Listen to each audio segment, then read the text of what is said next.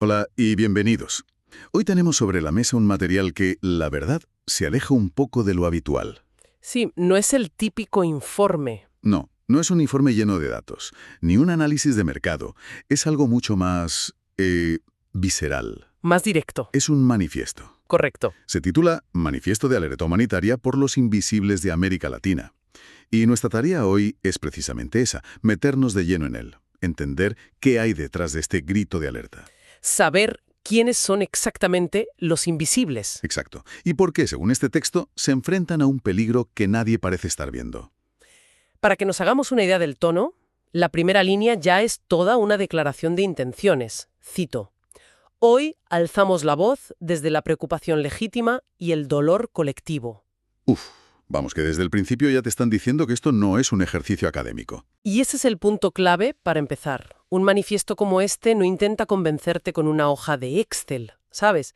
Su poder reside en la urgencia moral que transmite. Claro. Su objetivo es iluminar, con un foco potentísimo, una crisis humanitaria que, según sus autores, está ocurriendo en la sombra. Y construye un contraste muy fuerte, ¿no? Sí, muy potente. Dice que mientras toda la atención mediática, la atención política, se va al narcotráfico o a la gran corrupción. Que son problemas gravísimos, por supuesto. Claro, nadie lo niega. Pero mientras eso pasa, hay otra cosa, una tragedia silenciosa, que se está desarrollando lejos de las cámaras. Y ahí es donde define a su sujeto principal, los invisibles. Y no es un término vago. Para nada. Los identifica claramente como niños, ancianos y personas en pobreza extrema. Gente que, y cito, parecen importar por no tener poder, apellido ni recursos. Esa definición es durísima. No tener poder, apellido ni recursos. Te dibuja un mapa de la vulnerabilidad en 3 pinceladas. Pero, a ver, ¿cuál es el problema concreto que denuncia? Porque no se queda en la generalidad. No, para nada.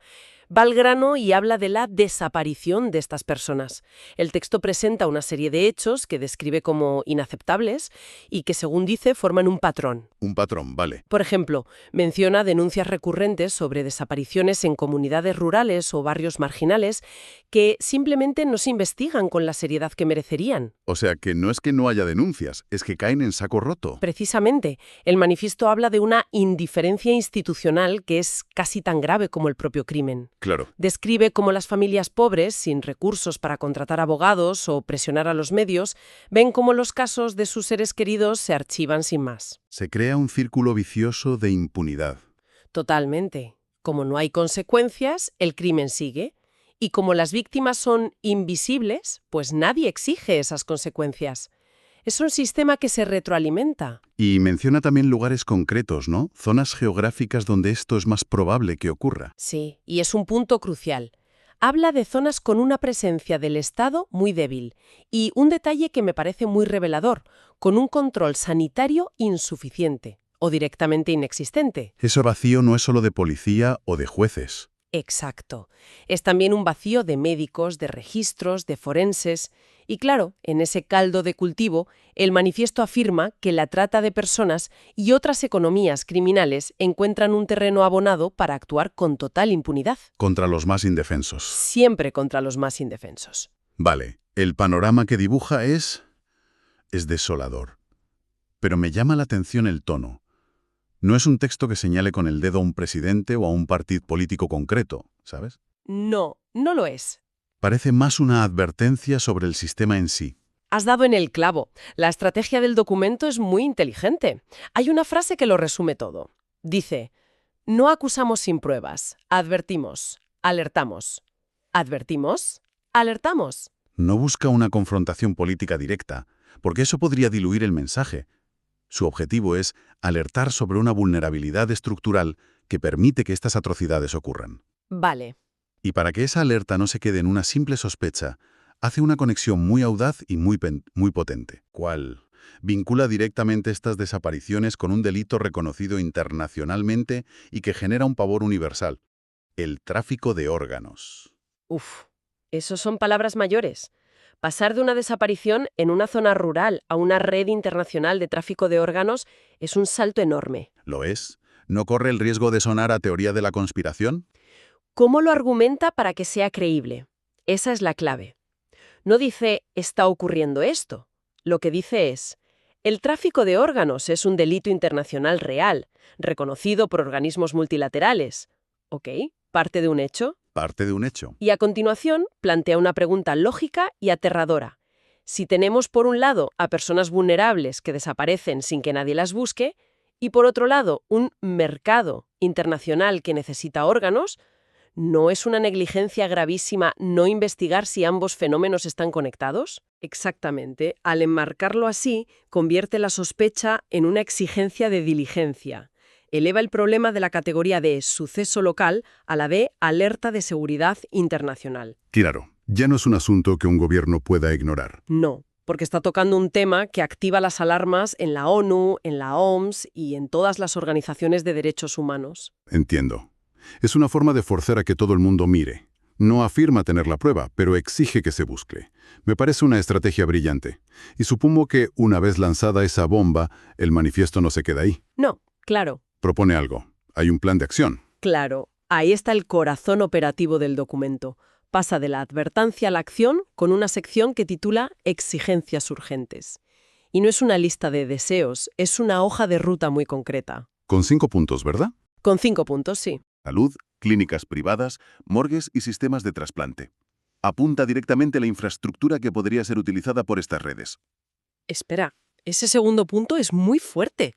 Meterse a fiscalizar hospitales, morgues, eso es entrar en un terreno muy complejo, ¿no? Puede generar mucha resistencia. Desde luego.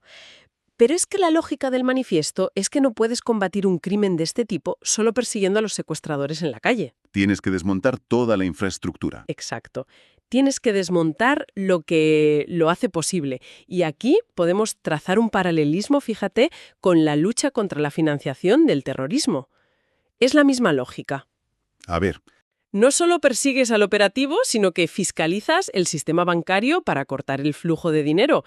Pues aquí, en lugar de bancos, los puntos críticos a vigilar son hospitales, morgues y registros civiles. se trata de atacar al sistema, no solo al individuo. Eso es. Visto así, tiene todo el sentido del mundo. Y los otros puntos. El tercero es la piedra angular para que todo lo demás funcione. Protección efectiva para denunciantes, personal médico honesto y familias de desaparecidos. Saben que sin garantías de seguridad el miedo impone el silencio. Lógico. El cuarto se centra en la prevención. Transparencia total en registros médicos, defunciones y procedimientos quirúrgicos. O sea, hacer que sea mucho más difícil perder a una persona dentro del sistema. Y el quinto, que cierra el círculo. El quinto es el que cierra el círculo de la estrategia internacional. Cooperación internacional inmediata con organismos de derechos humanos.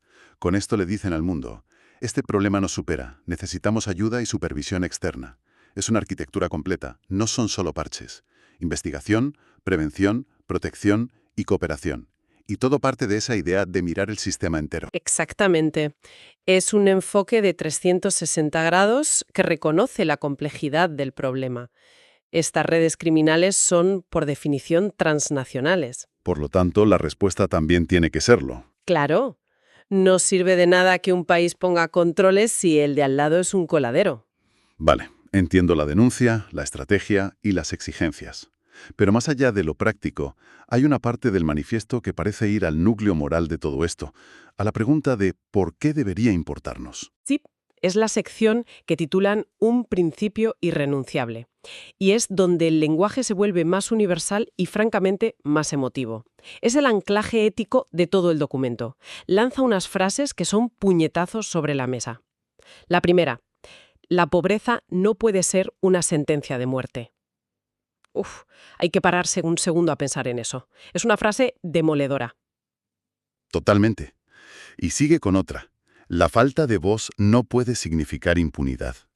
Y remata con la que para mí lo resume todo. ¿Cuál? La vida de un niño campesino, de un anciano olvidado o de una madre sin recursos vale lo mismo que cualquier otra vida. Esto va directo a la línea de flotación de la idea misma de sociedad. Es que lo que está haciendo ahí es reafirmar de la forma más cruda posible el principio más básico de los derechos humanos. La igualdad fundamental de todas las vidas. Eso es. Está diciendo que el valor de una vida no depende de su productividad económica, ni de su estatus social, ni de su capacidad para protestar. Y es interesante que, justo después de estas frases tan potentes, el manifiesto hace una aclaración. Sí, una muy importante. Dice, este manifiesto no busca pánico, busca prevención, justicia y presencia del estado donde hoy reina el abandono. Es consciente del impacto que pueden tener sus palabras. Claro, no quiere que se interprete como un intento de crear histeria colectiva. Y eso nos lleva a una pregunta de fondo. ¿Cómo se mide la verdadera salud de una sociedad? El manifiesto propone un baremo muy claro. ¿Cuál? La salud de una sociedad se mide por su capacidad para proteger a sus miembros más débiles. No por su PIB, no por sus rascacielos, sino por cómo trata a sus invisibles. De hecho, la frase con la que cierra el texto es una advertencia que resuena mucho más allá de América Latina, ¿verdad? Porque cuando una sociedad deja de proteger a los más débiles, todos estamos en peligro. Esa idea es potentísima. Sugiere que esto no es un problema que afecte solo a los pobres, como que todos estamos en peligro. Porque rompe el contrato social. El contrato social se basa en la premisa de que todos celemos parte de nuestra libertad a cambio de una protección colectiva, ¿no? Sí. Si el sistema decide, de forma activa o pasiva, que hay un grupo de personas cuya seguridad no importa, esa premisa se quiebra. La indiferencia hacia el sufrimiento del más vulnerable no es un fallo aislado. Es una grieta en toda la estructura. Exacto, una grieta que amenaza toda la estructura.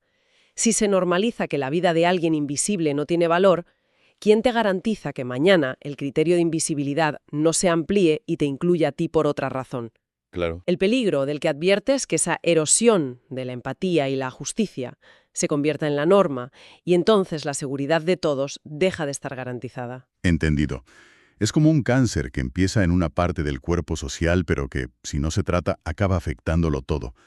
Y lo que me sorprende es que, después de toda esta denuncia, el manifiesto no termina con un grito de rabia. No, para nada. Termina con algo muy práctico, casi como un manual de instrucciones para la gente de a pie. Sí, es un llamado a la acción ciudadana, pero a una acción responsable. Es muy coherente con todo el tono del documento. La urgencia combinada con la prudencia. Exacto. La urgencia de la denuncia combinada con la prudencia en la acción. Da 3 consejos muy concretos. El primero me parece una advertencia crucial. Si conoces un caso, no lo difundas públicamente con nombres y apellidos. Pero, ¿no es contraintuitivo? Podría parecerlo, sí. Uno pensaría que lo mejor es hacer el máximo ruido posible. ¿Por qué esa prudencia? Porque la intención de ayudar puede causar un daño irreparable. Primero, por la revictimización de la familia, pero sobre todo por seguridad. Claro, los grupos criminales. Esos grupos monitorean las redes sociales. Publicar un nombre, una foto, una ubicación puede poner a la víctima, si sigue viva, o a su familia en un peligro mortal. Puede alertar a los captores. Y destruir cualquier investigación. Eso es, destruir cualquier posibilidad de una investigación discreta. Es una lección durísima. A veces, el silencio estratégico protege más que el grito desesperado. Vale, entonces, ¿qué haces con esa información? Ese es el segundo consejo. Canalizarla a través de organizaciones que tienen protocolos de seguridad y experiencia. Nombra explícitamente a Amnistía Internacional o a la Organización Internacional para las Migraciones. Organismos que saben cómo actuar. Claro, ellos saben cómo verificar la información, cómo proteger las fuentes y cómo presentarla ante los organismos adecuados sin poner a nadie en riesgo. Y el tercer consejo es una herramienta de empoderamiento. Para el ciudadano, ¿sí? Cuando interactúa con las instituciones. Exigir siempre un número de reporte oficial en un caso de desaparición. ¿Por qué es tan importante ese número? Porque un número de reporte es un ancla. Es la prueba de que la denuncia existe. Obliga a la institución a crear un expediente, a dejar una traza. Impide que se pueda perder en un cajón. Justo. Impide que un funcionario pueda decir que nunca se realizó. Es una forma sencilla pero efectiva de luchar contra esa indiferencia institucional de la que hablábamos al principio. Claro. Es convertir una queja verbal en un hecho administrativo imposible de ignorar. Y resume esta parte con una frase que me parece el broche perfecto. A ver. Alzar la voz con responsabilidad también es proteger vidas. Exacto. No se trata solo de gritar, sino de saber cómo, cuándo y a quién, para que ese grito sea útil. Y no una sentencia de muerte para alguien más. Pues si recapitulamos, lo que nos deja este manifiesto es, por un lado, una denuncia brutal sobre la existencia de estos invisibles, ¿no? Sí, niños, ancianos, pobres. Cuyas vidas parecen no contar. Por otro, una hoja de ruta muy pensada. con 5 exigencias para un cambio sistémico. Desde la policía hasta la cooperación internacional. Y en el fondo, un recordatorio moral, potentísimo, que el valor de una vida es absoluto, no depende de su cuenta corriente ni de su apellido. Sin duda. Es un documento que opera en muchos niveles. Es una alerta, es un plan y es una lección de ética. Pero si nos alejamos un poco, nos deja con una reflexión que va más allá de su contenido. A ver, pobreza extrema y de la ausencia del Estado en ciertas zonas de América Latina. Y eso nos obliga a preguntarnos, ¿Qué otras formas de invisibilidad existen en nuestras propias sociedades? incluso en las más desarrolladas, ¿qué otros factores, más allá de la pobreza material, pueden convertir a una persona o a un colectivo entero en invisible para el resto? Y lo que es peor, para sus propios sistemas de protección. Ahí está la clave. Quizás en otros lugares la invisibilidad no la provoca la ausencia del Estado, sino su exceso de burocracia, o los prejuicios sociales, o la simple y llana indiferencia de una sociedad que va demasiado deprisa. La pregunta que este manifiesto nos lanza a todos, vivamos donde vivamos, es ¿quiénes son nuestros invisibles y qué estamos haciendo al respecto?